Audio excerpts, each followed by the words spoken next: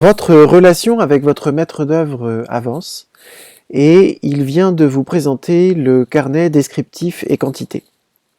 Ce carnet a pour objectif principal de vous décrire les choses que vous avez décidé de voir se réaliser sur votre chantier.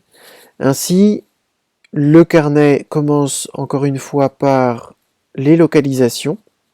Cette fois-ci, on a ajouté la chambre puisque dans cet exemple, on a imaginé que vous avez ajouté l'ouverture du mur porteur entre la chambre et la salle d'eau. Donc là, comme vous pouvez le voir, la chambre est passée en travaux.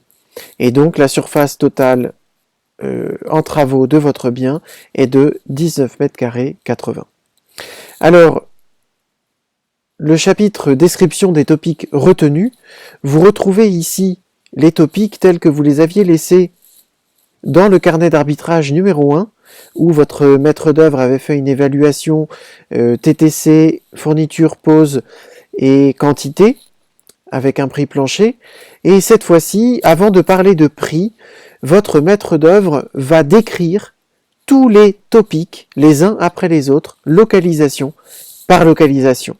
Il s'agit sur ce rendez-vous que vous preniez conscience de l'ensemble des données qui doivent être prises en compte pour pouvoir préparer votre chantier.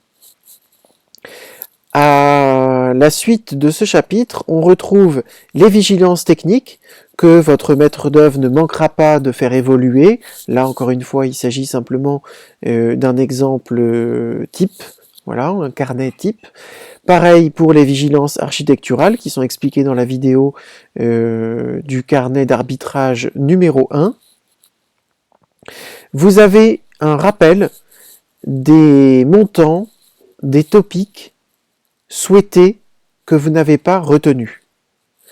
Vous avez un rappel des topics conseillés par votre maître d'œuvre que vous n'avez pas retenus et vous avez un rappel des topics proposés que votre maître d'œuvre vous a présenté mais que vous n'avez pas retenu.